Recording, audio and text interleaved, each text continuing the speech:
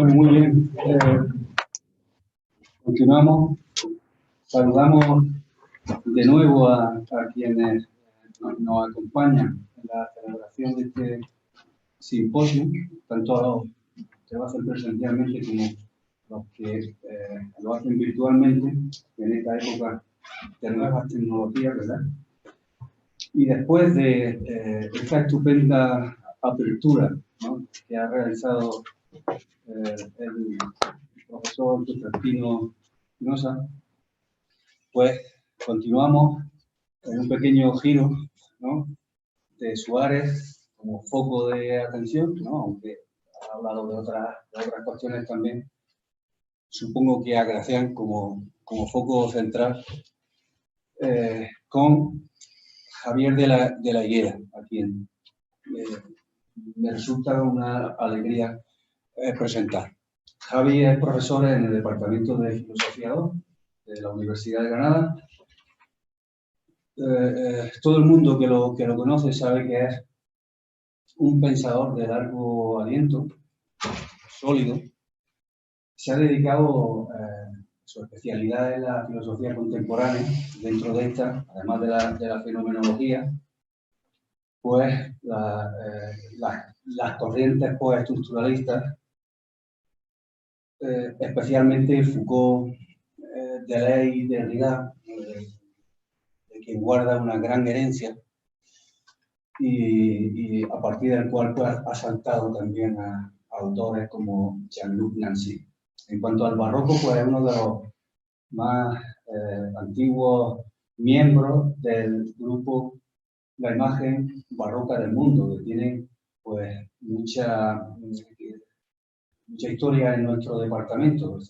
Se remonta a finales del siglo pasado. Estuvieron pues grandes profesores nuestros, como Pedro Cerezo o Francisco Casanova, ¿no? Y bueno, pues ha penetrado mucho en todo el ámbito del barroco, y ahora pues transita por el análisis del barroco español como dispositivo figural y su lugar en la génesis de la modernidad. Ha escrito muchas cosas, tiene una inmensidad de artículos, etcétera, pero no me quiero extender, ¿no? Y los dejo ya con su intervención, que lleva como título La alegoría figura de ingenio. Bueno, muchas gracias, Luis, por la presentación tan barroca, tan exagerada. Lo de pensador de largo alcance me lo tendrás que explicar. Bueno, el título es La alegoría figura de ingenio, y efectivamente trata sobre una obra de Baltasar Gracián, que es la agudeza y arte del ingenio. Y lo que quiero presentar es una interpretación de esta obra. Y quisiera comenzar con una larga cita de Gracián. Es una cita sacada del comienzo del discurso 55 de la agudeza y arte del ingenio, de la agudeza compuesta fingida, se llama ese discurso, que empieza con una alegoría. Era la verdad esposa legítima del entendimiento, pero la mentira, su gran émula, emprendió desterrarla de su tálamo y derribarla de su trono. Para esto, ¿qué embustes no intentó? ¿Qué supercherías no hizo? Comenzó a desacreditarla de grosera, desaliñada, desabrida y necia. Al contrario, a sí misma, la mentira, venderse por cortesana, discreta, bizarra y apacible, y si bien por naturaleza fea, procuró desmentir sus faltas con sus afeites. Echó por tercero al gusto, con que en poco tiempo obró tanto que tiranizó para sí el rey de las potencias. Viéndose la verdad despreciada y aún perseguida, acogióse a la agudeza, comunicóla su trabajo y consultóla su remedio. «¿Verdad, amiga?», dijo la agudeza, «no hay manjar más desabrido en estos estragados tiempos que un desengaño a secas. Mas, ¿qué digo desabrido? No hay bocado más amargo que una verdad desnuda. La luz que derechamente hiere atormenta a los ojos de una águila, de un lince, cuanto más los que flaquean.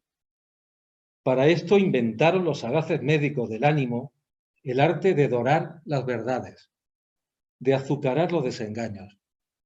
Quiero decir, y observadme bien esta lición, estimadme este consejo, que os hagáis política. Vestíos al uso del mismo engaño, disfrazaos con sus mismos arreos, que con eso yo os aseguro el remedio y aún el vencimiento. Abrió los ojos la verdad, dio desde entonces en andar con artificio. Usa de las invenciones, introdúcese por rodeos, vence con estratagemas, pinta lejos lo que está muy cerca, habla de lo presente en lo pasado, propone en aquel sujeto lo que quiere condenar en este, apunta a uno para dar en otro, deslumbra las pasiones, desmiente los afectos y por ingenioso circunloquio viene siempre a parar en el punto de su intención. Bien, hasta aquí la cita de Gracián. Bueno, pues nos preguntamos cuál es el significado de esta conocida alegoría y por qué utiliza Gracián este recurso alegórico. Y empezando por lo más evidente, la alegoría parece hablar de cómo la verdad debe servirse de adornos y de artificios para persuadir y vencer a la mentira y al engaño, siempre más seductor que la verdad. Por si la alegoría no pintara bastante claramente su sentido, el mismo Gracián lo explica en la continuación del texto.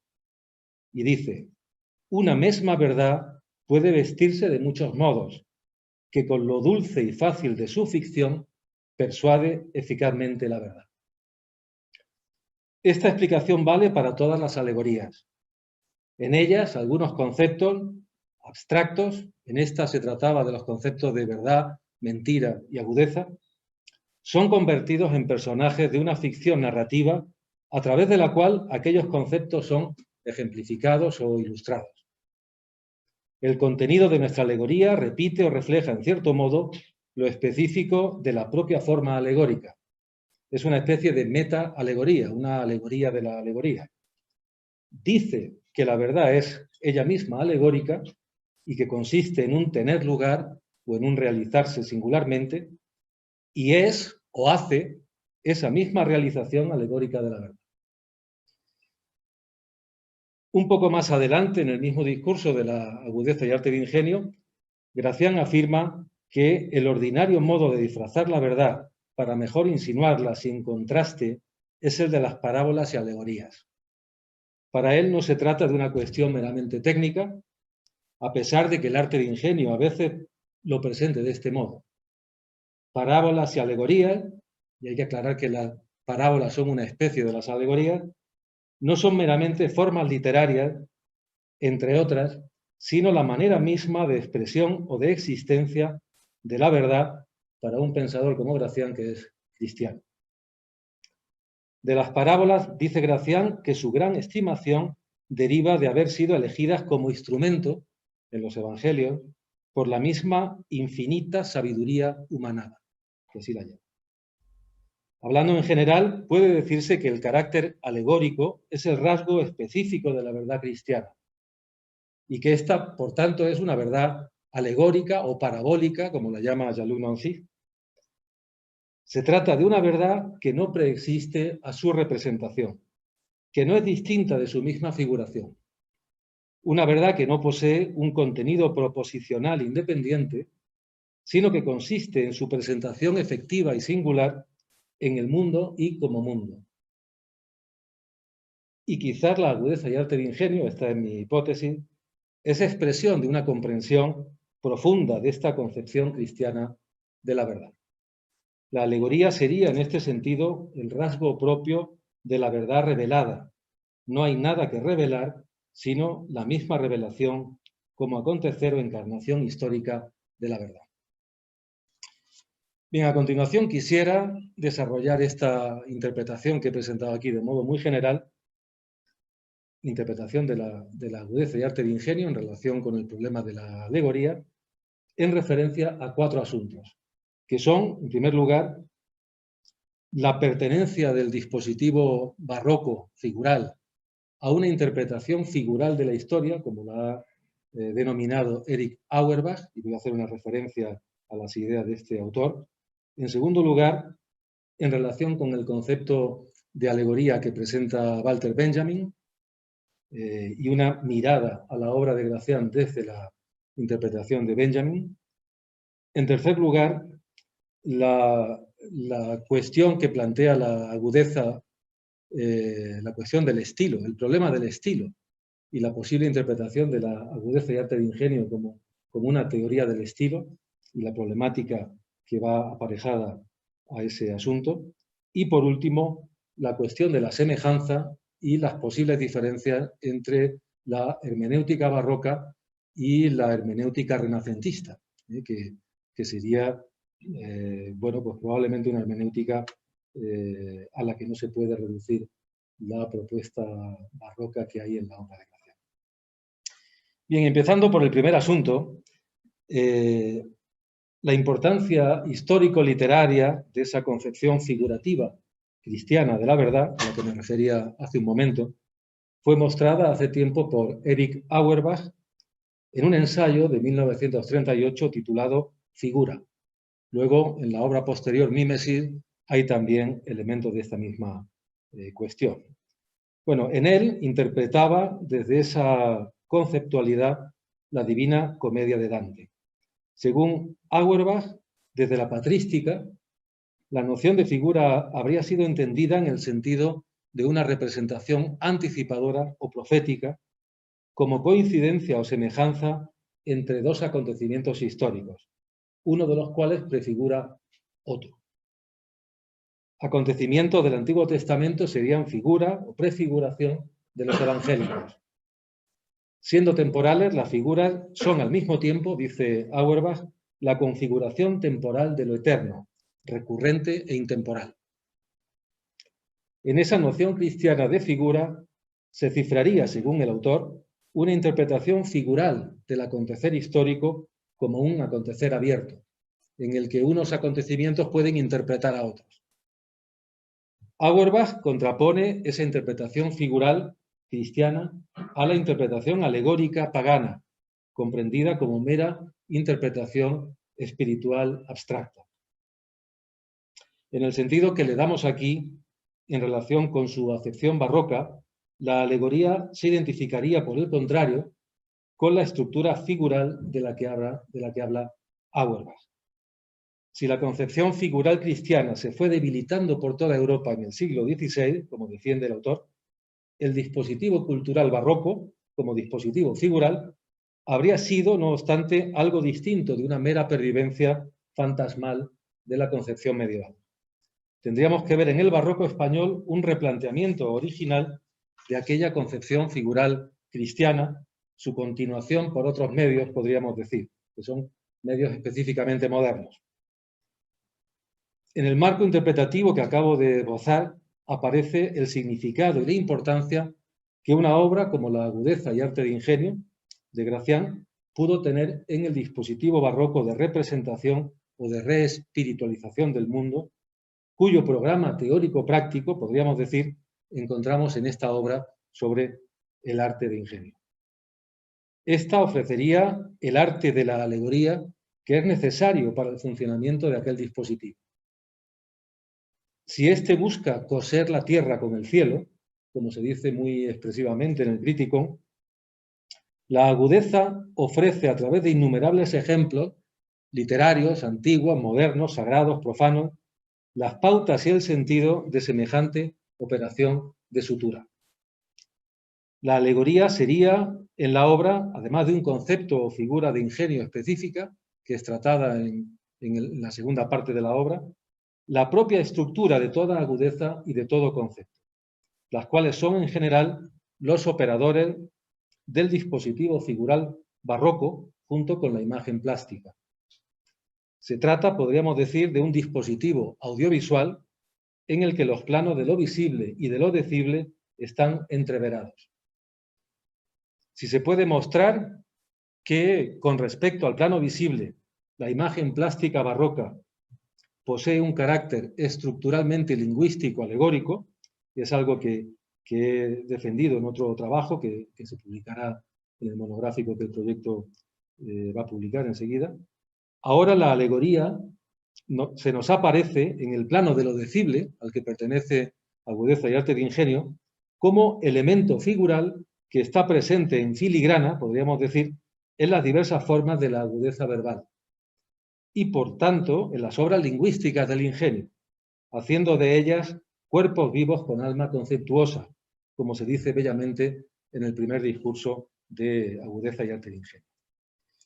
El arte de ingenio ofrece pautas que regulan la actividad inventiva del ingenio, con todo lo paradójico que puede resultar ese intento de regular la facultad por excelencia de la invención. Pero sobre todo propone la manera en que el lenguaje instrumental puede renacer como un lenguaje que no se limita a decir o a representar la realidad objetiva, sino, ni más ni menos, como un lenguaje capaz de realizar, capaz de ser y de hacer, el espíritu en el mundo y como mundo.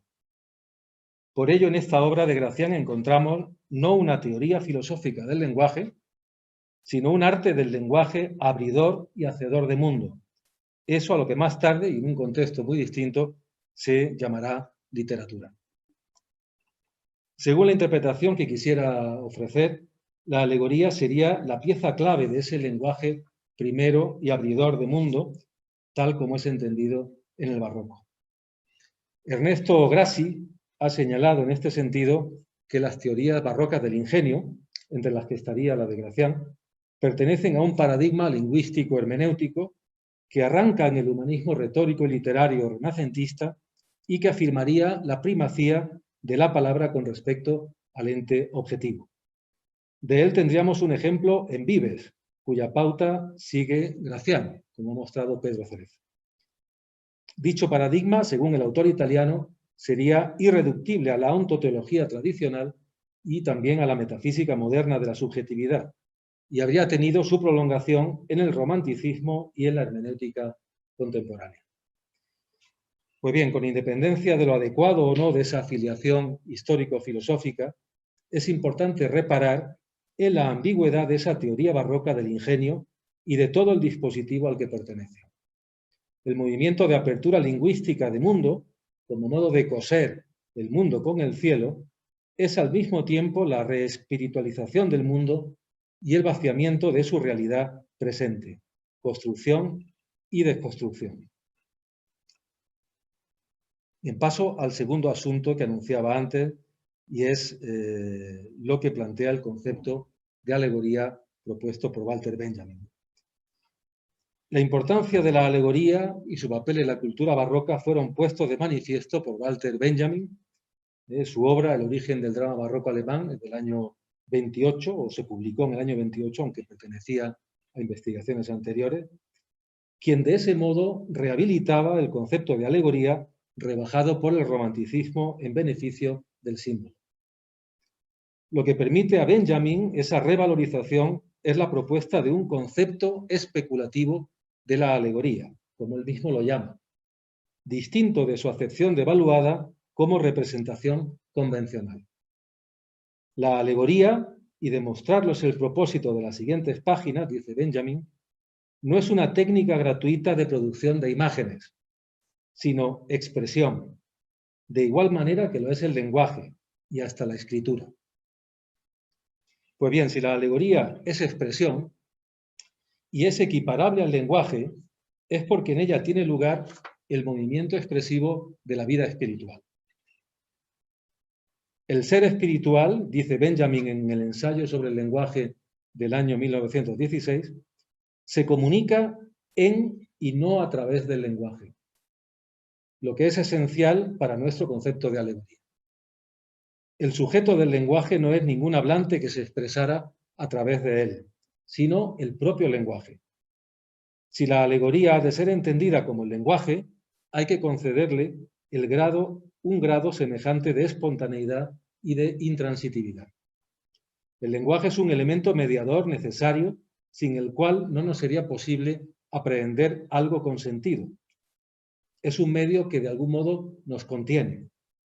La alegoría, como el lenguaje, poseería así el carácter de una mediación para nosotros inmediata, un factum irrebasable, un lugar en el que ya estamos o en el que se nos pide que entremos, como hace Gracián precisamente en la obra que comentamos. Por tanto, un lugar que no podemos medir o delimitar desde fuera, como dice Benjamin en ese ensayo sobre el lenguaje. Este concepto de alegoría, entendida a partir del concepto especulativo del lenguaje, recoge, entre otras fuentes que no solo son filosóficas, también religiosas, la metacrítica de Hamann al purismo de la razón kantiana. Benjamin cita en ese ensayo a Hamann. La reinterpretación lingüística del giro copernicano también propuesta por Guillermo von Humboldt, el lenguaje como formador de mundo, o dicho con Gadamer, la idea de que en el lenguaje se representa a sí mismo el mundo. Pero evidentemente, en el caso de la alegoría barroca, y Benjamin lo ve esto con toda claridad, su carácter de autorrepresentación del mundo ha de ser entendido en la clave teológica cristiana y más aún católica. Se trata de la autorrepresentación divina en el mundo o como mundo, y en ella el elemento plástico y visual de la presencia real está atravesado por el elemento lingüístico de la mediación y de la diferencia, fundamental como instancia crítica capaz de quebrar la naturalización del significado de lo visible. La alegoría entre el signo y el símbolo, como apunta Gadamer, afirma frente al primero la presencia expresiva y participativa, al tiempo que la mediación frente al símbolo, cuya plenitud inmediata apunta siempre a una evidencia e inmanencia del sentido que para el barroco ya se ha hecho algo imposible. En el símbolo, afirma Benjamin, citando a Kreutzer, el concepto ha descendido a este mundo físico y es él mismo lo que vemos en la imagen sin necesidad de mediación. Pues bien, la virtud del concepto de alegoría propuesto por Benjamin es reconocer, además de su carácter lingüístico especulativo, su carácter histórico.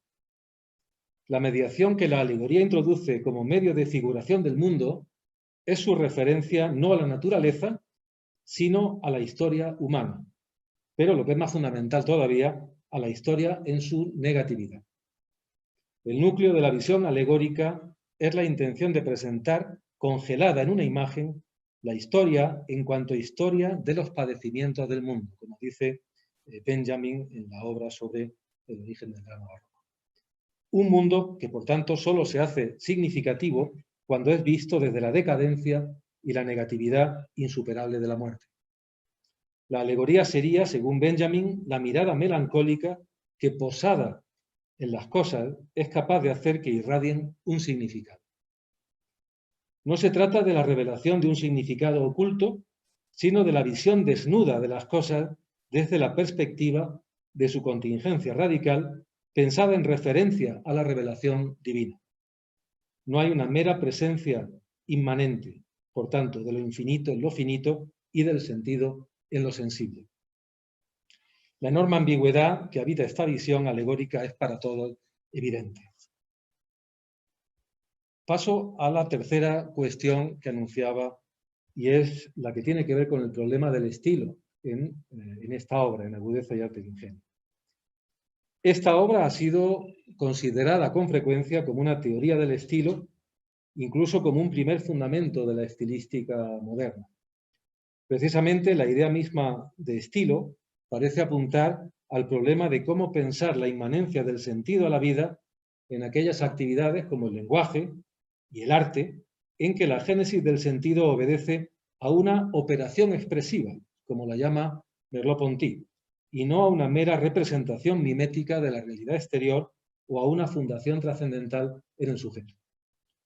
El estilo designaría el movimiento en el que la vida se expresa de algún modo desde sí misma y organiza de manera patente un sentido que la habitaba de manera operante o latente. Me estoy refiriendo al ensayo de Merleau-Ponty titulado El lenguaje indirecto.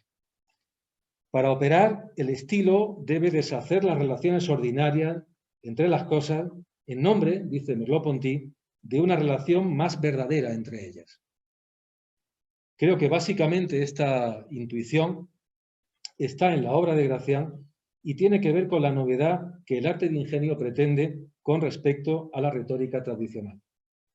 La agudeza consiste en una vida espiritual de la que se dota a las figuras retóricas, ya convertidas por el uso en imágenes carentes de vida. Todo el comienzo de la agudeza y arte de ingenio está sembrada de esta referencia constante a la novedad del arte de ingenio en relación con la retórica, en este sentido que acabo de explicar. Pero para Gracián el estilo no puede significar la inmanencia de un sentido pleno, sino más bien lo que podría considerarse su inmanencia negativa o diferencial. Evidentemente no se trata de la posición platónica, que acabaría ipso facto con el problema del estilo, afirmando un plano exterior de significaciones inteligibles, ni de una posición dogmática que pretendiera introducir en cada obra del espíritu el significado que se deduce de la doctrina religiosa. Al mismo tiempo, en la concepción graciana del estilo, el plano referencial es eliminado como fuente posible de sentido. Esa eliminación es más bien condición de la emergencia del sentido agudo o ingenioso. Y esto hasta el punto, como se comprueba en el propio estilo literario de Gracián, en particular en su novela, en el Criticón, de absorber la realidad cotidiana en la realidad literaria, una realidad que solo se refleja a sí misma, como dice Emilio Lledó. En la comparación entre el Criticón y el Quijote, que por ejemplo hizo ya hace tiempo Aranguren, salta a la vista la dificultad en que está la novela alegórica de Gracián para ofrecer ese sentido inmanente a la vida misma que sí fue capaz de encontrar la obra de Cervantes. El rechazo en la teoría del estilo de Gracián de la posibilidad de un sentido pleno y visible se traduce en los múltiples mecanismos de ocultación, dificultad o alusión propuestos en la obra y que han sido estudiados magníficamente por Benito Pellegrín y Mercedes Blanco. Los vacíos del enunciado ingenioso, hasta el límite del silencio, son el medio para connotar un sentido abierto, o si se quiere, un sentido como apertura del sentido o exceso con respecto a sí mismo. Son mecanismos de reanimación del sentido, más allá de los significados consabidos y esclerotizados. Si bien son mecanismos para producir sentido, operan reconfigurando los sentidos ya dados y aportándoles una vida espiritual o alma conceptuosa que es como un segundo ser, según expresión del propio Gracián en el Oráculo Manual. La discutida afirmación que encontramos en el discurso segundo de Agudeza y arte de ingenio, de que no se contenta el ingenio con la sola verdad, sino que aspira a la hermosura, ha de entender verdad y hermosura en un sentido no excluyente. La hermosura de la que parece tratarse aquí es la que suma a la verdad objetiva de las cosas visibles, la verdad trascendental que abre su sentido. No obstante, se trata de la acepción cristiana de una verdad que se alegoriza o figura ella misma, como decíamos al comienzo. Por este motivo, para el ingenio, la apertura del sentido ha de estar inserta en la misma expresión lingüística, operando en ella, siendo ella misma, no simplemente dicha desde un lugar exterior y formulada como un contenido significativo proposicional, como podría hacerlo la filosofía. A ella sería también irreductible el arte de ingenio. Frente al concepto abstracto, el concepto ingenioso tiene un carácter verbal. Frente a la mera ornamentación retórica que autonomiza el plano expresivo, la agudeza tiene una pretensión de verdad. Entre dialéctica y retórica, en el cruce, como dice Mercedes Blanco, entre contenido y expresión, encontramos el lugar del arte de ingenio. Pero se trata de un lugar muy problemático. Diríamos que más bien es un hueco o un lugar vacío. El estilo no es nada positivamente existente y solo es visible en la obra. No es extraño que Gracián casi comience Agudeza y arte de ingenio declarando paradójicamente que la agudeza se deja percibir, pero no definir.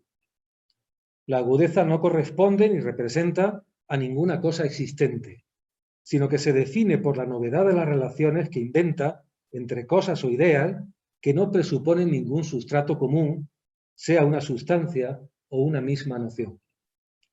Inventa una relación donde ordinariamente no había ninguna, consiguiendo con ello que se despierte la atención del oyente o del lector. El concepto, dice Gracián, exprime la correspondencia que se halla entre los objetos, pero se trata de una correspondencia que no existía antes de ser expresada, que no tiene existencia, afirma Mercedes Blanco, fuera del acto discursivo que la expresa, ni duración fuera del instante de su expresión. El sentido se produce fugazmente en la chispa instantánea de la agudeza, lo justo para introducir en el tejido de la realidad habitual un elemento inconmensurable de diferencia con respecto a lo dado y de reanimación espiritual. La agudeza es, por tanto, un efecto instantáneo de sentido que no mana de una rica fuente y que por ello se aleja de la plenitud de lo simbólico. Tiene en su origen toda una serie de mediaciones y de vacíos. El sentido mismo no existe, no es cosa, más bien es un incorporal, como plantearon los estoicos, el movimiento producido en el lenguaje en el que las cosas se abren y se reconfiguran. Por si hay sospechas de lo que pudiera significar esta teoría de un sentido inmanente, negativa o diferencialmente, elusivo y alusivo, Benito Pellegrín ha puntualizado que Gracián no está proponiendo una obra abierta, en la acepción que le da Umberto Eco, de una obra que se realizaría en la pluralidad de las interpretaciones posibles que recibe. El esquema de Gracián sigue siendo teológico y la apertura del sentido que encontramos en las figuras del ingenio no es asimilable a un esquema estético contemporáneo. Detrás del concepto y de la vida espiritual que éste encarna está como su fuente genética, para Gracián, el Espíritu Santo. Es lo que ha defendido el propio Pellegrín, quien ve por ello, en la agudeza y arte de ingenio, una obra entre sacra y profana, en continuidad y no en ruptura con el comulgatorio, que es la única obra expresamente religiosa de Gracián. Pero no debemos extrañarnos de esta comprensión del elemento cristiano en agudeza y arte de ingenio en términos de la idea de un sentido abierto, ya que es precisamente lo que el análisis de la desconstrucción del cristianismo, tal como lo ha desarrollado Jean-Luc Nancy, ha podido mostrar. El cristianismo ha sido estructuralmente un movimiento de autosobrepasamiento o de salida de sí. El cristianismo como religión de la salida de la religión, como ha señalado Marcel Gauchet. La propia dimensión del sentido, a la vez apertura del sentido y sentido como apertura, ha sido el elemento en que ha vivido el cristianismo y que le ha hecho consumarse como nihilismo.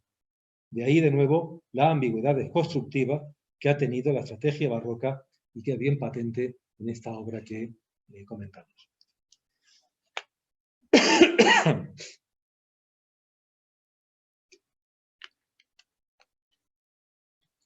Bien, y paso ya a la última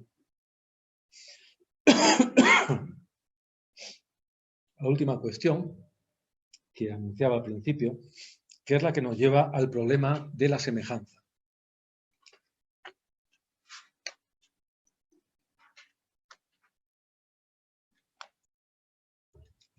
Es frecuente caracterizar el barroco como una cultura que por su concepción del lenguaje y del signo estaría en continuidad con la cultura renacentista.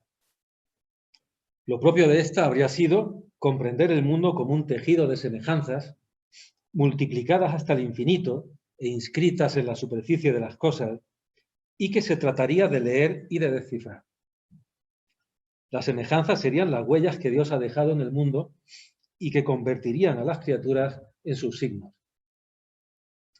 Aquí no podemos detenernos en describir esta concepción hermenéutica renacentista de la semejanza. Como se sabe, su reconstrucción la hizo hace tiempo, entre otros, Michel Foucault en Las palabras y las cosas. Solo podemos señalar que hay, a mi juicio, serias razones para dudar de que una obra como Agudeza y arte de ingenio, que es de alguna forma el modelo de la hermenéutica barroca pueda incluirse dentro de aquella hermenéutica renacentista de la semejanza. El sujeto del arte que propone Gracián es la facultad del ingenio, cuya excelencia reside en la capacidad innata, natural, para inventar y crear, así como en su actividad o actualidad incesante. Es lo que sostuvo la teoría del ingenio en el humanismo renacentista, tal como podemos verla formulada en Luis Vives o incluso antes en el arte de poesía de Juan de la Encina. Recuerda Pedro Cerezo que el ingenio fue entendido como facultad natural, pero no en un sentido naturalista, sino en el de una naturaleza que es la potencia de acción del artífice divino. Natura naturalis.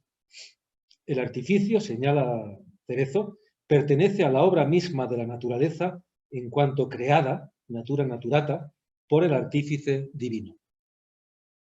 La participación del ser humano en la potencia del artífice divino es lo que concede al ingenio también un poder natural, con la expresión que usa Cerezo.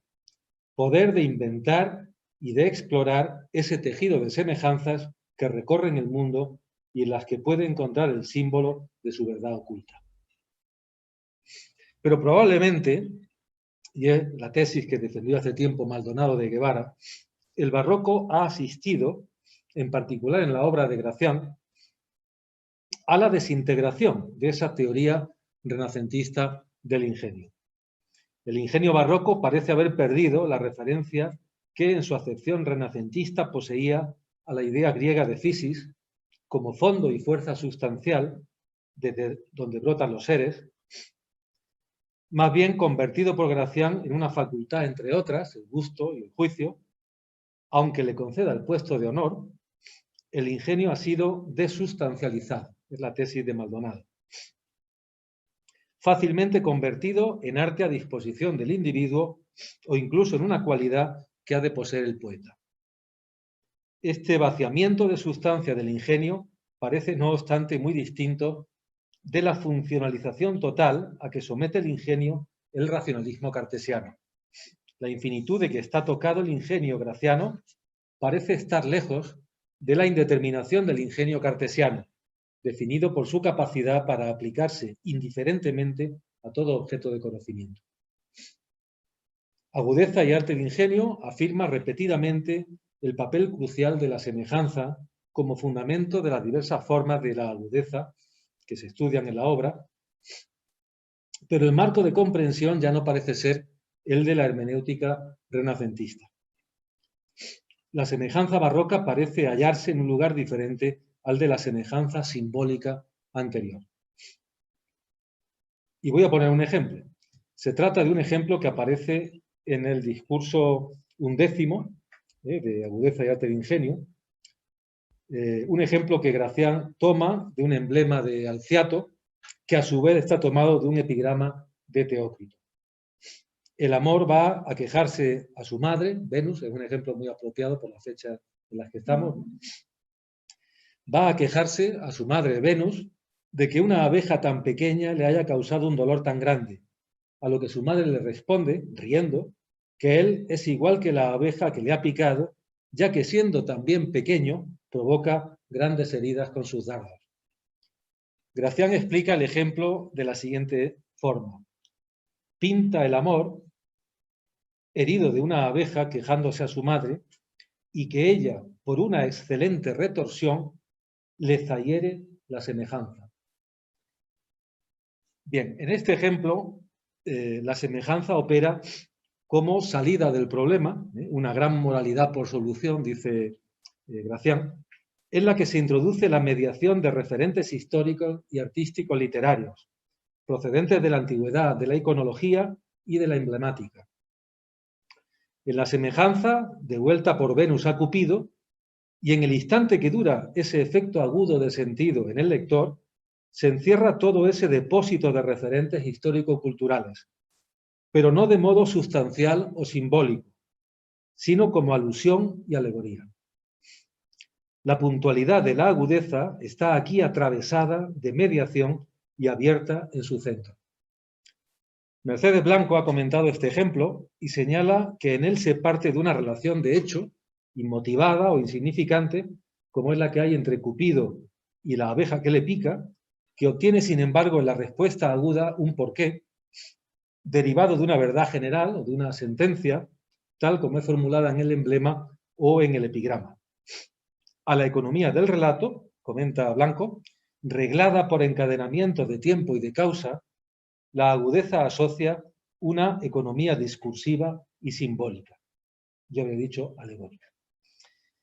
La variedad de las agudezas de la obra de Gracián es enorme, pero detrás de las semejanzas que de una forma u otra todas ellas ponen en juego, se encuentran algunos mecanismos formales fijos, el más importante el de la sobredeterminación, tal como han señalado Benito Pellegrín y Mercedes Blanco. Las figuras de ingenio tienen de especial el producir algo que no había en las figuras retóricas, ampliarlas o complementarlas. Pellegrín habla, en este sentido, del concepto graciano como figura argumentada. El concepto agudo introduce en la figura retórica ornamental una legitimidad, un fundamento y una vida que antes no había, para lo cual ha de introducir en el discurso de partida un elemento extraño que sobredetermina los elementos preexistentes. Blanco señala, por su parte, que el mecanismo de sobredeterminación busca reducir la libertad o indeterminación del relato, su contingencia, no tanto aportando una explicación causal, sino presentándolo en resonancia con una regla general como un caso que la ejemplifica o que se exceptúa de ella, con lo que la historia que se cuenta aparece, dice Blanco, como un trazado cargado de sentido. Lo que aporta este mecanismo de sobredeterminación que opera en la agudeza no es un sentido único y acabado que se impusiera al lector como un contenido semántico determinado. Se trata de la referencia alusiva a un orden de sentido que nunca se presenta explícitamente, pero que juega, en su referencia suspendida, el papel de un espejo o de una imagen en que ver más plena y significativamente los hechos. Cuando en el discurso noveno, Gracián, que trata de la agudeza por semejanza, Gracián tiene que explicar la agudeza por semejanza, en cierto modo, dotada de un valor ejemplar, extrapolable a todos los tipos de agudezas, lo hace de la siguiente manera. Y cito: en este modo de conceptuar, caréase el sujeto, es decir, el tema o el asunto, no ya con sus adyacentes propios, con sus propiedades o circunstancias, sino con un término extraño como imagen que le exprime su ser o le representa sus propiedades. Pues bien, ese término extraño como imagen no añade nada sustancial a la figura retórica, sino que en cierto modo se limita a repetirla. Es un elemento redundante, como señala Pellegrín, vinculado con la cita de otros textos y con lo que podríamos llamar hoy día la intertextualidad.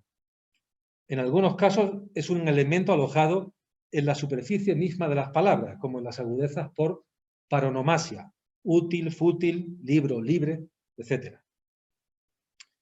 En esta semejanza que pone en juego agudeza y arte de ingenio, se introduce la historia entera de la cultura y tiene como presupuesto la mediación lingüística universal.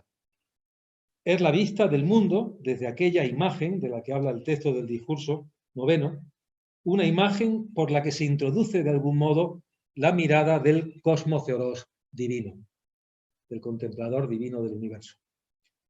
El arte de ingenio se apoya en el propio lenguaje para reespiritualizar el mundo, se apoya en el hecho irrebasable de que el lenguaje es primero y, en cierto modo, tiene el poder de envolver el mundo entero.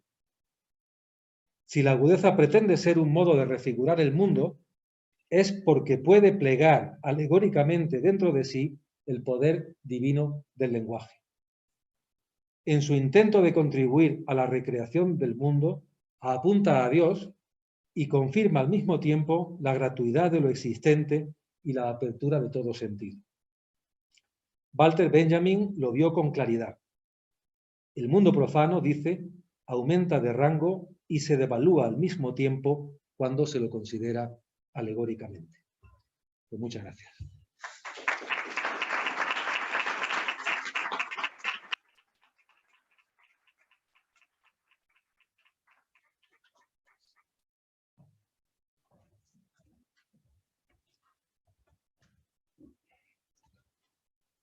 Bien, muchas gracias, Javier, por esta densa exposición. Y abrimos un diálogo, que, en fin, tenemos tiempo suficiente.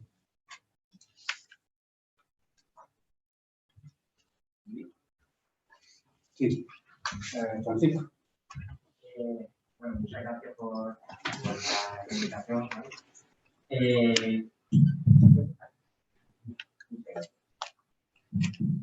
Yo quería preguntarte porque ya he tenido la suerte de escucharte también en la presentación del trabajo que presentas para el monografía, y siempre cuando pienso en esta idea que has expuesto de la alegoría, como una mostración de sentido que no tiene nada detrás tuya, es decir, una figuración cuya verdad está en la propia figuración, es decir, una identificación entre la verdad y la figuración, que se da en la alegoría. En concreto, en Gracián, yo siempre me pregunto qué criterio normativo posee entonces Gracián a la hora de hacer una crítica del mundo. Porque si Gracián, por ejemplo, en el Criticón habla del mundo como inmundicia, como un mundo invertido, deberíamos suponer que existe algo que no se está mostrando tal y como deberíamos estar. O que la verdad del mundo va más allá de su figuración y que existe un desajuste entre la figuración y lo que tendría que representar esta figuración. Claro, así entiendo yo a Gracián, pero desde su tesis, ¿qué le permite a Gracián realizar esta crítica?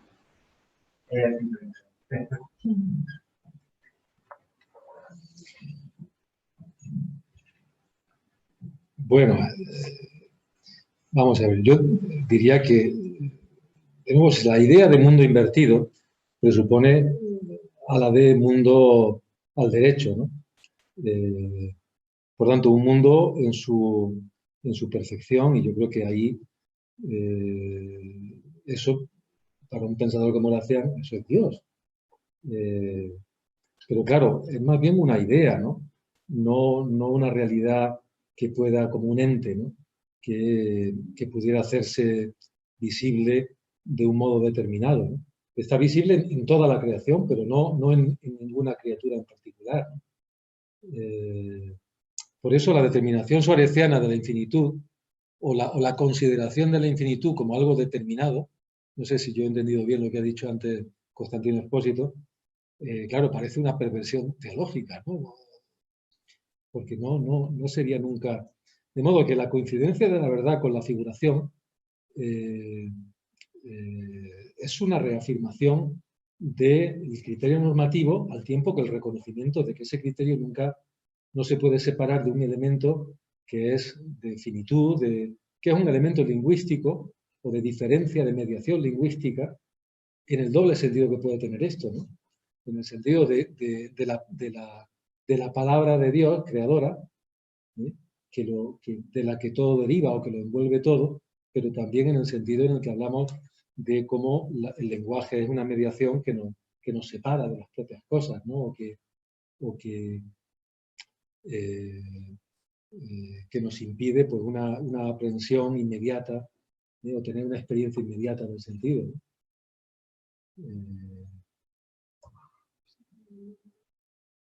¿no? Que ahí yo creo que la normatividad no sería el problema para Gracián, ¿no? La idea del desengaño, claro, es la adopción de un punto de vista, de algún modo, el de Dios, ¿no? El que obtiene la verdad del desengaño, esa verdad que es intragable, tan desabrida, como decía la alegoría por la que comenzábamos, claro, se pone de algún modo en el lugar del contemplador divino, que es un lugar externo al mundo, ¿no? Es como una hipótesis, ¿no? Loca, ¿no? De ahí que sea una verdad insoportable, porque nadie puede vivir cargando sobre sus espaldas esa verdad del mundo, que es la verdad de que el mundo como tal no encierra verdad en tanto que mundo de mera inmanencia, ¿no? Entonces, en el desengaño está el criterio, ¿no? Por supuesto. En fin, no sabría, es una cuestión muy difícil, ¿no? Que tiene mucha... No sabría ahora qué decir más, ¿no? Hay voces mucho más autorizadas que las mías que a lo mejor pueden contribuir algo más, ¿no? A este asunto. ¿Sí?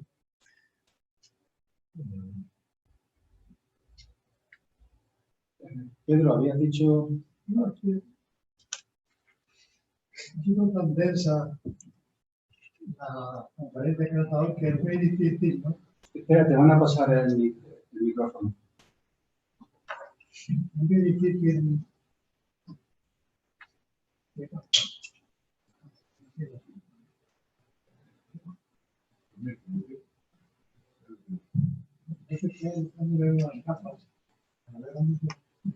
Solo se puede recoger. Ha quedado muy moderno. Ha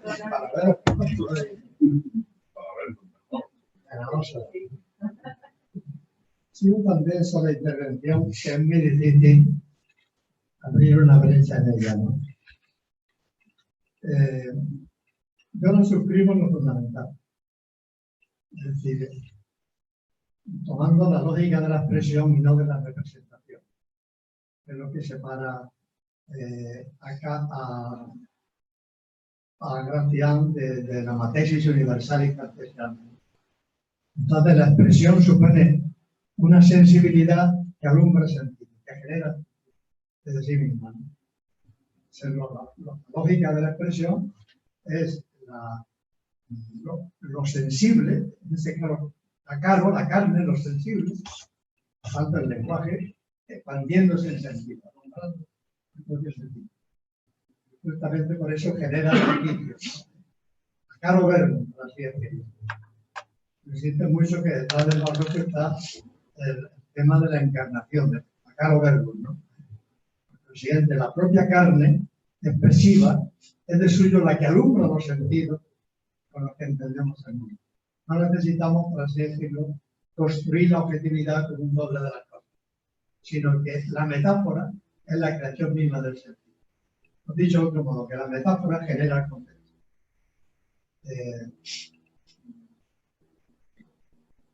Ya me estoy remontando un poco lejos, ¿no? El concepto va a entender Gracián como un nódulo de relaciones que se da en un punto del universo de suyo infinito, intrínsecamente infinito, es por lo que no han visto la tesis de un infinito separado, como has dicho al final en el tema. En un punto instante del universo hay un nódulo infinito de relaciones, que no están dadas a la vista, sino que hace falta alumbrarlas o despertarlas. Las despiertas, la metáfora, los matices del concepto.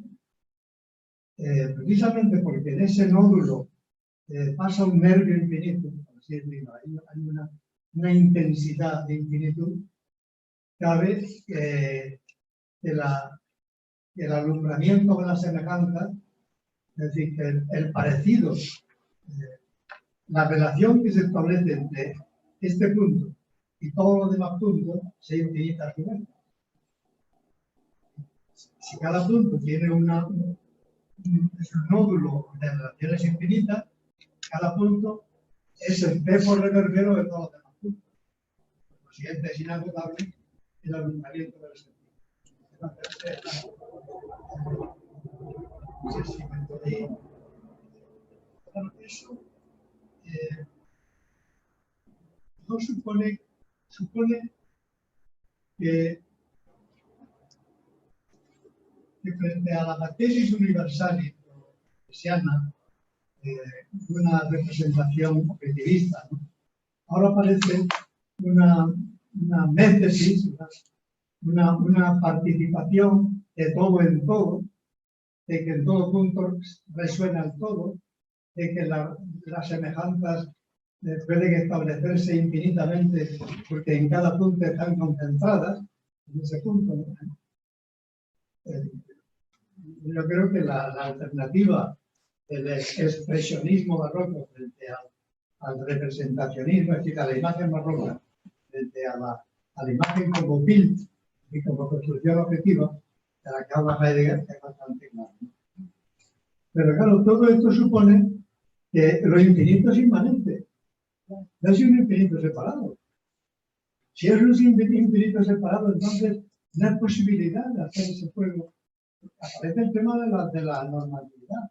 Solo si se admite un infinito inmanente al mundo, que está en todas partes, pero que no está en ninguna en particular, sino que está en todas partes, puede establecerse esa especie de correlación, de relación infinita de semejanzas.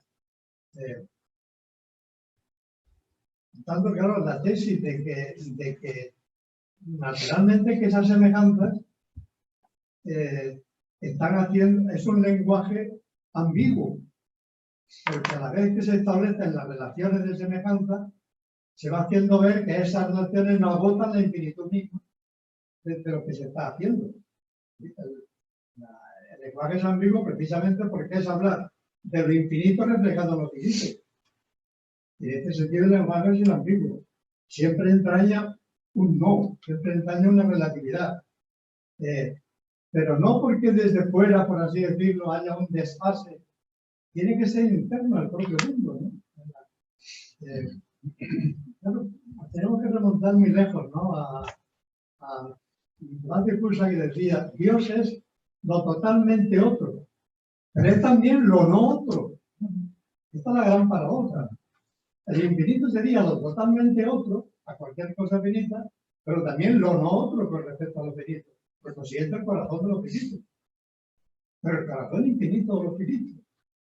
Esto, evidentemente, plantea una dialéctica del sí y no, de la ambigüedad, con la cual esta especie de dinamismo de sentido que se alumbra en los artificios de la agudeza, este dinamismo de sentido es interno al mundo, pero es al mismo tiempo un dinamismo que implica la negatividad, es decir, que no.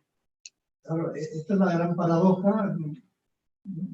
No tiene nada que ver con la dialéctica, porque no es una negatividad que haga andar, sino más bien es hacer ver que el juego mismo de las semejanzas infinito, por ser infinito, no acaba de ser dicho completamente. Y por consiguiente está en cada momento al mismo tiempo relativizándose así.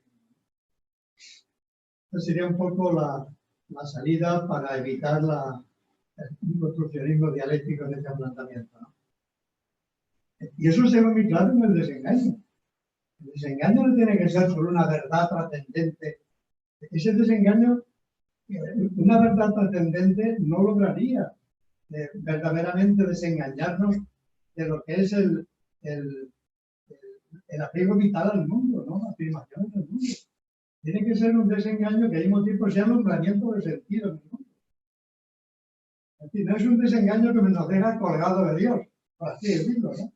Sino que es un desengaño que permite descubrir la mayor profundidad divina del mundo. Sé como yo lo entiendo. Y por eso es productivo ese desengaño. Porque del otro modo es quedarnos colgados de la brocha, por así decirlo. Entonces, no entiendo cómo todo el dinamismo del barroco, todo el dinamismo del metaforeo, de la construcción de los conceptos como juego de semejanza infinita, etc., puede estar soportado por un Dios fuera del mundo. Es la absoluta inmanencia, es que Dios es lo no otro al mundo, lo no otro, lo radicalmente otro y lo no otro. Y cargar con eso es cargar con la ambigüedad del discurso. Y a mí con la ambigüedad del barroco, pero no insisto en esa. Por supuesto, si hay ambigüedad, la propia expresión con la que habla de lo infinito tiene que relativizarse y vaciarse para poder expresar de nuevo y más intensamente. Pero los cortes no son tan radicales, porque si fueran tan radicales los cortes, realmente el infinito mismo sería inaprensible. No tendría no tendría modo de entrar en juego. Lo siguiente, para mí, la tesis fundamental del barroco es la infinitud en el mundo, la pregnancia, la sobredeterminación del mundo como expresión misma de la infinitud. Y por lo siguiente, un discurso poético hermenéutico que alumbra sentidos, pero que al mismo tiempo está relativizando el sentido mismo de lo que. Y eso es justamente el juego del infinito, como el infinito que genera un juego de reflejos indefinidos en un claro oscuro. Tomado por la metáfora pictórica del barroco. No sé, por eso el sentido en que tú utilizas el vacío, el desengaño, la brecha, el descarro, etc., que yo estaría dispuesto a admitirlo, pero el sentido que lo usa es como si hubiera un salto, una trascendencia foránea.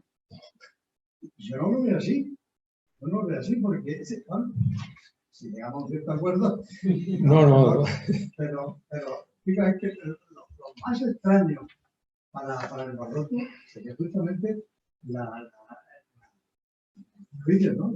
afirmación del infinito ajeno, el infinito. Si es que tú mismo te remites a que lo fundamental del cristianismo es el hecho de la encarnación. Claro, esto estaba visto ya en el Renacimiento. Aquí termino hablando mucho.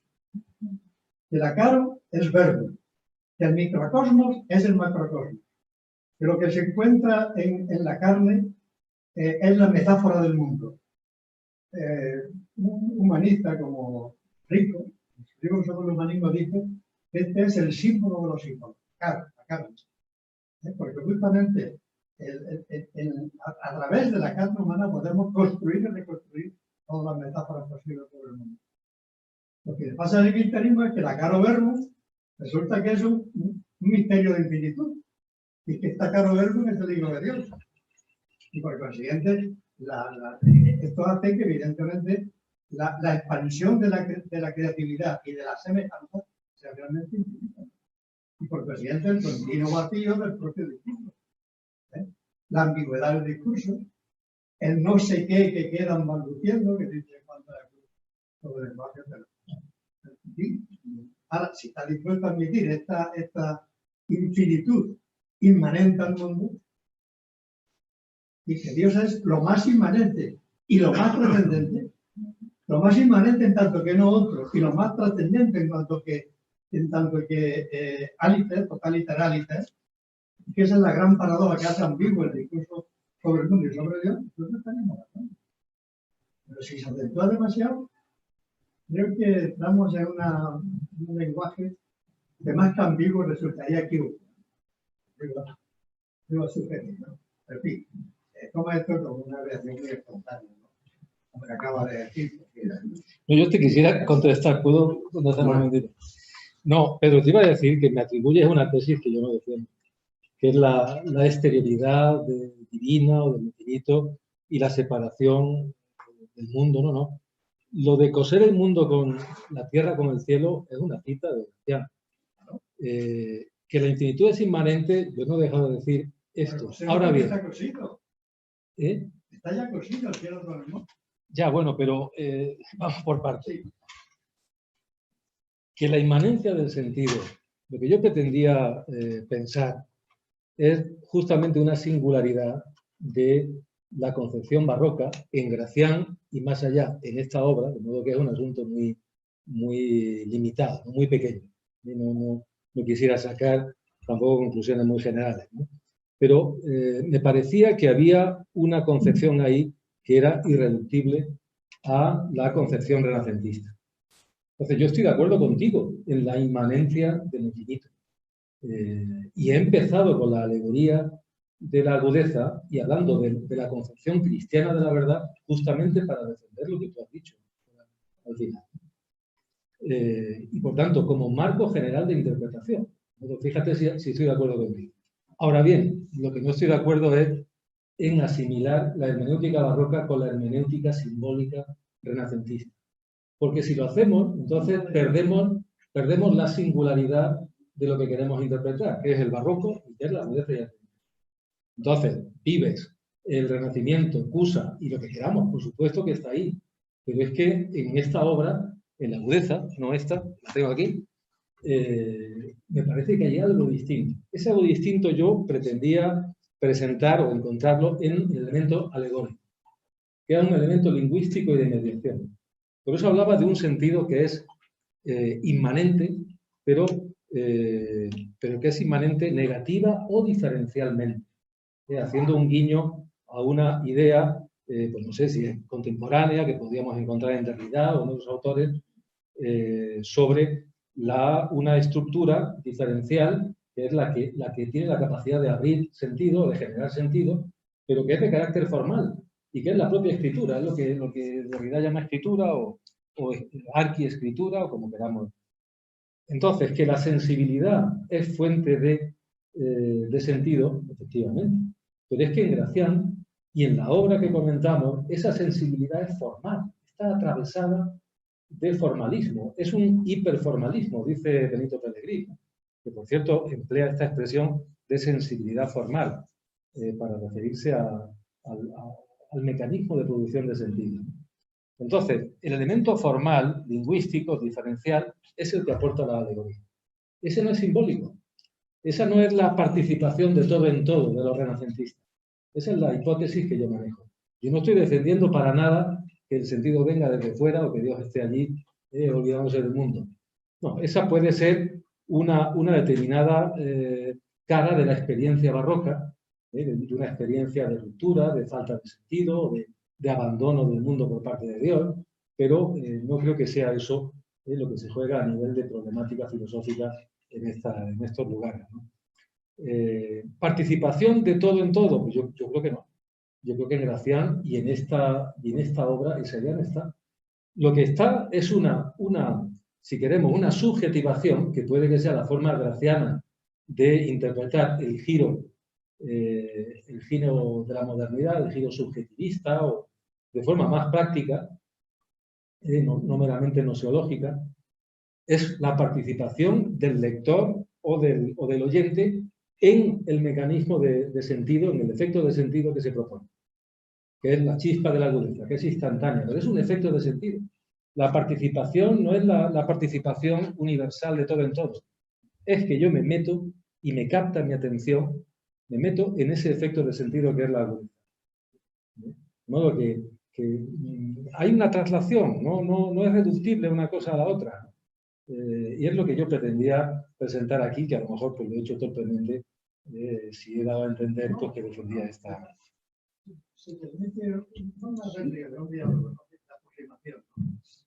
Sí, por favor. Efectivamente, yo creo que el barroco marca una diferencia con respecto al Renacimiento. No solamente en la exasperación de los tropos y los recursos, en la retórica marca una diferencia. Y la diferencia yo quería indicarla de la manera siguiente. En el Renacimiento podemos afirmar caro verbo, pero es la carne humana y el acaro del hombre natural. Mientras que la tesis caro verbo es la encarnación en el barroco. Entonces, en la variación produce ya diferencias. Ya no es el todo en todo, evidentemente, como una tesis, por ejemplo, gusana, por ejemplo, o tirosista. Pero la segunda, que es el tema más que del caracterismo de la encarnación, es decir, de la presencia del infinito en lo finito, lo que genera, digamos, un discurso poético, alegórico, como quiera llamarlo, de fondo metafórico. La alegoría es una manera de desarrollar la alegoría es entendida, no como tropo retórico, ¿no? Sino como instrumento para ejemplificar relaciones ideales, sino entendida como desde la matriz de la metáfora, ¿no? Una especie de metáfora continuada o de desarrollo. Entonces, en esta alegoría lo que se está nombrando es una infinitud inmanente al mundo, que permite crear relaciones con cualquier cosa del mundo, pero evidentemente desde una génesis del sentido, de la caro, de la expresividad de lo sensible, de la carne, que ya es infinito extenso, según el principio del canal. Por consiguiente, obviamente, hay que darse ahí, en el propio discurso que genera la multiplicidad del sentido, la diferencia de nivel. Es y no es. Es y no es, ¿no? Por cierto, que es una de las cosas a las que hace referencia el propio Riquet al uso de la metáfora. Es y no es. Mucho más. Cuando yo se admito esto, que evidentemente hay una diferencia con respecto al rendimiento, sin duda, que hay una diferencia, pero ahora, más de la palabra, admito y precisamente lo marco con esa diversa visión de la Caro Verdus, ¿no? Pero que, poniéndolo en el desengaño, que es donde más fácilmente se ve, porque el desengaño es una experiencia existencial. El tema es que esa experiencia existencial es alumbramiento de sentido en el mundo. Alumbramiento de sentido en el mundo. Por supuesto, un sentido que nos da el mundo en la planitud,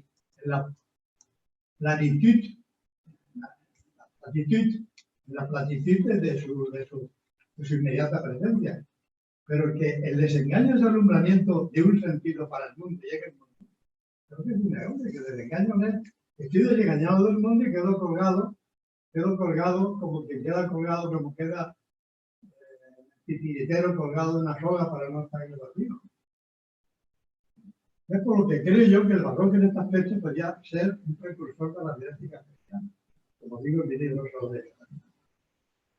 Por lo tanto, evidentemente la generación del sentido tiene esa ambigüedad, y más que equívoco, y ese doble sentido, y ese decir y no decir, y ese corregirse lo que se dice, ¿no?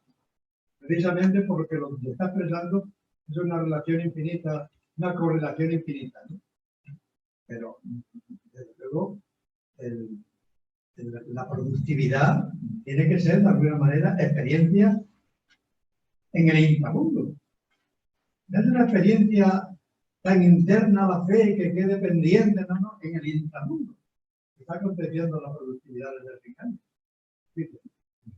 Y si no, diríamos que es una teología para ahorcados. No, pero fíjate que tiene que servir para transformar el mundo. Fíjate que Andrenio no para de... que hay muchos pasajes, que yo eso me preocupé por ese tema hace tiempo, en los que expresa muy gráficamente su desesperación, su incapacidad de tolerar ya, de soportar lo que está viendo, porque lo está viendo ya con los ojos del desengaño. Hay atisbos de desengaño desde el principio, ¿no? Entonces, la experiencia de lo insoportable que es, de lo intolerable que es la verdad, y como decía, en la alegoría, ¿no?, de la agudeza, que para poder soportarla hay que revestirla, hay que adornarla con todo tipo de recursos tomados de la mentira. Bueno, pues hace que esta experiencia no sea la de una experiencia, digamos, pacífica y armoniosa de reconciliación con el mundo, ¿no? Que es un trabajo, bueno, por iluminar el sentido en el mundo o por aportar sentido en el mundo, pero al mismo tiempo también con un trabajo de desmontaje, bueno, como se plantea en la agudeza de ingenio, ¿no? De introducir elementos para fluidificar lo que se han convertido en significaciones que ya están muertas. Un escarceo que esperemos seguir. No, el tema es interesantísimo. Yo creo que todos los que estamos aquí estamos de acuerdo en que podríais seguir infinitamente y que estaríamos encantados. Pero bueno, si lo dejáis aquí, Beltrán, cuando quieras. Sobre esta cuestión, una pregunta, porque de la tercera parte, como comentaba la teoría del espíritu, has definido la agudeza como un efecto instantáneo de sentido que no estaba en la cosa, que era, llama la expresión misma. En el último discurso de la Agudeza, donde plantea por eso las causas de la Agudeza, el ingenio, la materia, el ejemplar y la materia de la Agudeza está en la cosa, llega el ingenio y la causa. Te quería preguntar sobre esta cuestión porque también puede tener que ver con el debate sobre la relación entre el infinito y el infinito. ¿Dónde está la Agudeza? Sí, pero es curioso. Bueno, eso es, yo no sabría, ahora mismo no recuerdo esa expresión que dices, ¿no? Que la voy a repasar. Pero, claro, yo creo que forma parte de la dificultad a la que se enfrenta Gracián. Porque, claro, admitir una formulación como la que yo daba, ¿no? En parte, bueno, citaba a Mercedes Blanco, que lo dice con toda claridad, pero no es fácil de admitir esto, ¿no? Que las correspondencias o las semejanzas que encuentra el ingenio entre cosas o entre ideas no preexisten a su propia expresión en el momento, en el instante en el que se formulan, ¿no? Plantear esto de este modo tan descarnado es difícil y yo creo que Gracián difícilmente podría decirlo, ¿no? Con esas palabras. Entonces no sé si esa idea que tú recuerdas, ¿no? Que está en el último discurso, bueno, pues obedecería a esta dificultad para reconocer este lado tan, bueno, yo diría que es tan artificialista. Es verdad que no, la tesis puramente artificialista, en el caso de Gracián, pues es indefendible, ¿no? Y tú le haces, Pedro, una crítica a Clement Rosset, a este autor francés, ¿no? Que ha dado la versión puramente artificialista de Gracián. Pero claro, la relación entre naturaleza y arte es complicada, ¿no? Porque tampoco es naturalista, ¿no? Gracián, ¿no? Entonces, de nuevo, por las mismas razones que antes discutíamos.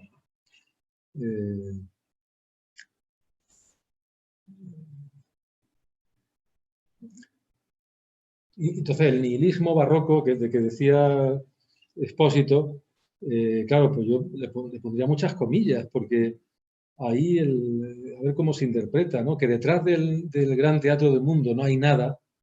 Te decía, tú que no lo has oído, ¿no? Bueno, pues creo que eso en una concepción barroca no responde exactamente porque se olvida de la clave teológica, que es una clave no meramente externa, sino que opera de modo inmanente, ¿no?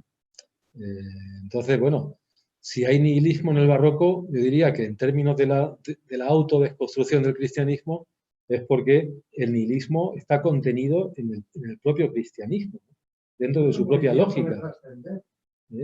Entonces, esa idea del ensayo de, entre otros, ¿no? Que Jean-Luc Nancy ha escrito con el título La desconstrucción del cristianismo, creo que da claves muy importantes. Yo sería algunas de las ideas que aparecen allí, ¿no? Esta idea del cristianismo como autosobrepasamiento, como bueno, pues haber definido el elemento del sentido, pero claro, ese elemento, ese medio del sentido, es el de un sentido que está siempre en exceso con respecto a sí mismo, siempre abriéndose. Por tanto, nunca fijándose en un sentido que fuera un significado, haciendo la distinción entre sentido y significado, ¿no? Pero claro, al mismo tiempo, ese sentido que es apertura, y apertura del sentido, es también la lógica que conduce a la consumación, en su consumación, al nihilismo. De modo que yo admitiría esa versión nihilista en la que, bueno, la lectura artificialista radical cabría, siempre y cuando refiriera ese elemento nihilista a todo el elemento, a todo el marco cristiano que ya de por sí parece acarrear toda esa lógica, ¿no?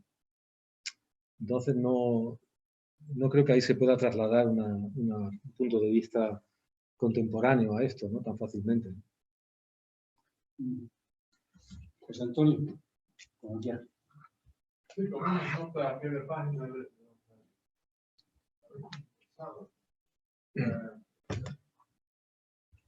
bien, bueno, sobre el nihilismo, que ya Constantino Hipólito lo puso sobre la mesa esta mañana.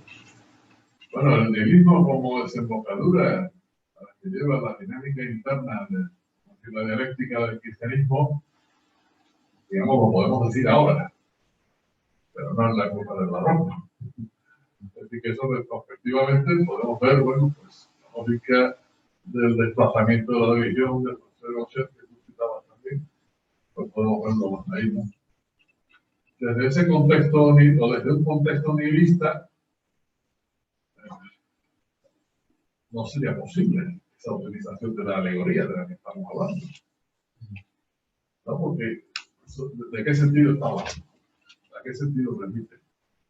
Por otra parte, a raíz de lo que has expuesto y de lo que se ha debatido, surgen dos cuestiones, surgen dos reflexiones, dos preguntas, vamos. Una, es decir, la alegoría está tan vinculada al barroco que después del barroco no cabe uso de la alegoría, lo cual ha dado lugar a muchas páginas también.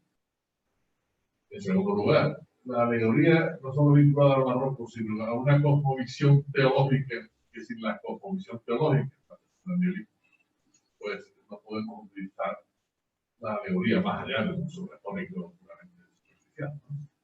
Esto también me surge por la referencia que has hecho a Walter Benjamin, cómo rescata el valor de la alegoría, pero justamente en un texto que está hablando del teatro barroco, ¿no? Y en algún momento, creo que lo has citado, pues plantea Benjamin que no se trata con esa alegoría de revelar una verdad, sino de revelar, lo mismo de revelar, esa revelación de una verdad a la que se está haciendo referencia a través de la alegoría. Pero claro, ese revelar, en un contexto teológico además, por otra parte repite algo que compartía Benjamin con Adorno, que es que nos es indispensable el punto de vista de la redención, pero no disponemos del punto de vista de la redención. Bueno, entonces la cuestión es, volviendo a las dos preguntas, no solo disponer del punto de vista de la redención, sino disponer de la alegoría. Nosotros podemos y debemos interpretar bien la alegoría del barroco en este caso, de Graciano, pero no podemos ser alegóricos. Nosotros no podemos utilizar la alegoría. Pregunto, pero parece que lo formulo muy rotundamente. ¿Pero por qué? Se parece que haber una pregunta pertinente. Porque Gracián, bueno, esa tensión finito e infinito está formulada en un contexto de una cosmovisión teológica, aunque sea del Dios escondido, como hemos debatido tantas veces entre nosotros, o ausente, pero donde las referencias comunes de sentido están vigentes. Por eso podría funcionar con una alegoría, una alegorización que era inteligible para sus interlocutores, pero después ya nos es permitida la alegoría, ¿no? O está vinculada al barroco y una composición teológica y, bueno, pues más allá de ciertos usos literarios, que por otra parte está muy discutido desde la crítica literaria, todo relativo a la alegoría o al arte contemporáneo, bueno, posterior, ¿no? Posterior a la época del barroco. Bien, pues esta cuestión, ¿qué hacemos con la alegoría? Y en definitiva, ese sentido se nos ha diluido, ¿no? O porque los tiempos son líquidos, o porque todos los sonidos se desvanecen en el aire, o por todo lo que queremos formular a ese respecto, y entonces, nuestro contexto es nihilista.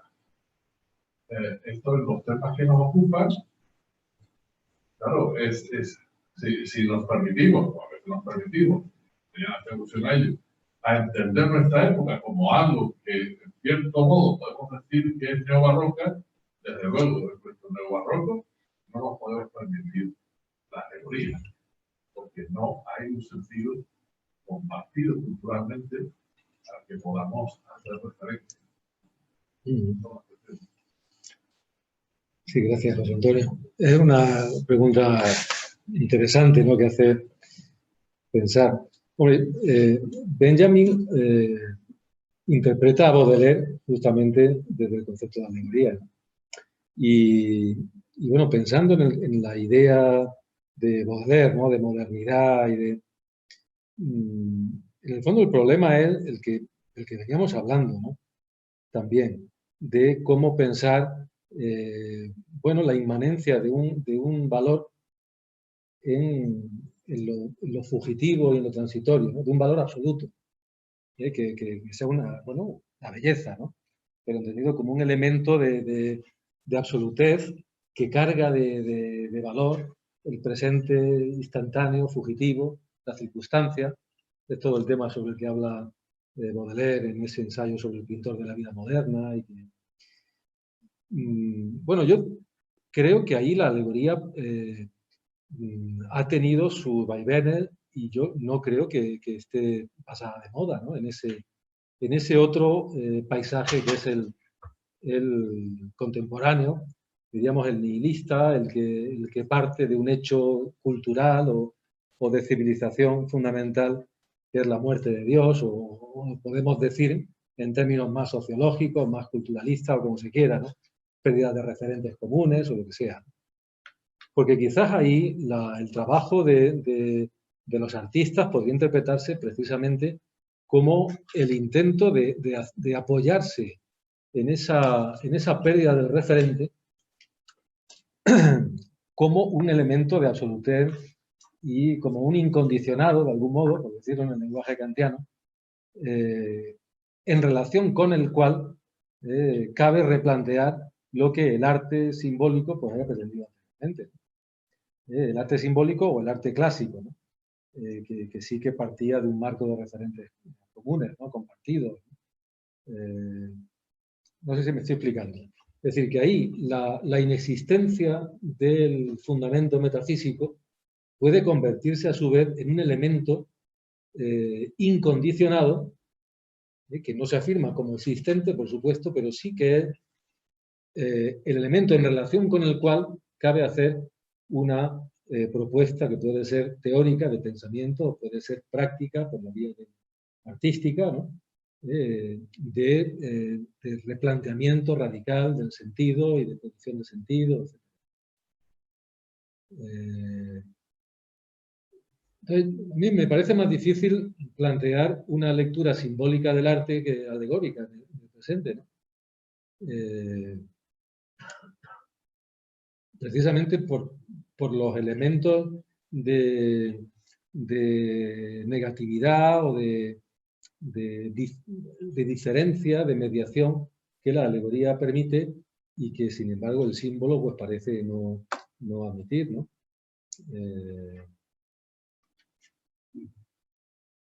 Y luego lo posmoderno, la idea de lo posmoderno parece muy alegórica. La idea de lo posmoderno en arquitectura o usar elementos de órdenes arquitectónicos antiguos, sacándolo de su contexto, toda esta citacionalidad, esta intertextualidad también en las artes plásticas, en arquitectura y en otros, parece especialmente propia de un pensamiento alegórico. Pero un alegorismo muy despotenciado. Ahí no hay tensión, finito. Y luego, haciendo una analogía, puede pasar con la alegoría quizá como por el mito, es decir, debemos interpretar bien los mitos antiguos, pero no nos podemos permitir mitificaciones. Eso lo tengo mucho más claro que lo de la alegoría. Eso me pasa con la alegoría, cuando todo en términos interrogativos, para pensar su ponencia, ¿no? Bien, nos queda una última palabra. Si tenéis brevedad, pues podéis intervenir los dos.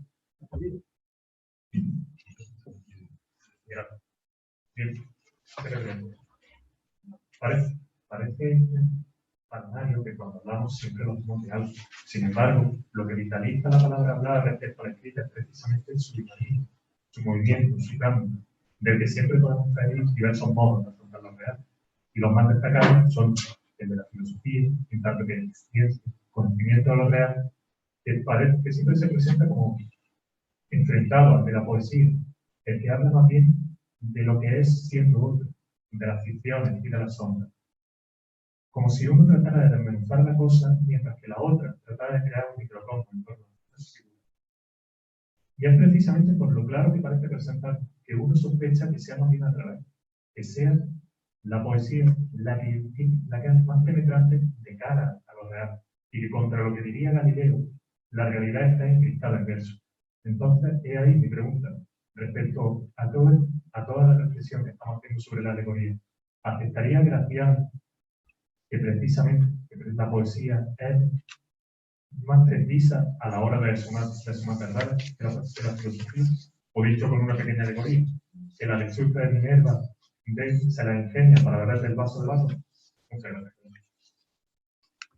No lo sé, la verdad. Pero es que no me sé de memoria los versos que le dedica, a lo mejor algunos lo sabéis, Borges a Gracián. Laberintos, retruécanos, emblemas, helada y laboriosa nadería, fue para este jesuita la poesía reducida por él a estratagemas. De modo que, si esa es la opinión que el propio Gracián tiene de la poesía, la respuesta ya te la das tú solo. No creo que estuviera de acuerdo con Borges. Bueno, y ya la última palabra. Muchas gracias por la intervención. Contestando a las anteriores exposiciones, bueno, lo que se ha dicho antes, no creo que Gracián proponga una teología de Ahorcados ni que hayamos abandonado la capacidad de hacer alegorías. La verdad es que sí que es muy difícil ahora hacernos una idea de cómo esto no nos ayuda a intensificar los acontecimientos virtuales que dan consistencia a lo existente, ¿no? Y más aún viendo que la cristiandad, ¿no? Pues juega este papel de ver a Dios como lo otro y lo no otro a la vez, la ambigüedad de la singularidad y la infinitud. Y yo creo que la cuestión de ver esta teología no como una teología de Ahorcados es el ejemplo de alegorías como Namuñanas, ¿no? Y San Manuel Bonomarco, por ejemplo, en la que se ve el nihilismo como parte fundamental de un cristianismo súper fértil y potente, ¿no? Y yo creo que, bueno, en verdad no voy a hacer una pregunta, solo quería apuntar esto, ¿no? Que no sé si se compartirá, pero yo creo que sí que encontramos aquí una capacidad de redención, como San Manuel Bonomarco. De algún mentir, ¿no? Que es un desengaño, al fin y al cabo. Bueno, en este caso eso. ¿Quieres contestar? Muchas gracias. No, iba a decir únicamente que has empleado la expresión acontecimientos virtuales. La virtualidad contemporánea es un elemento que merecería la pena ponerlo en relación con toda esta virtualidad barroca tan importante, ¿no? Y hasta suareciana. Muchas gracias. Bueno,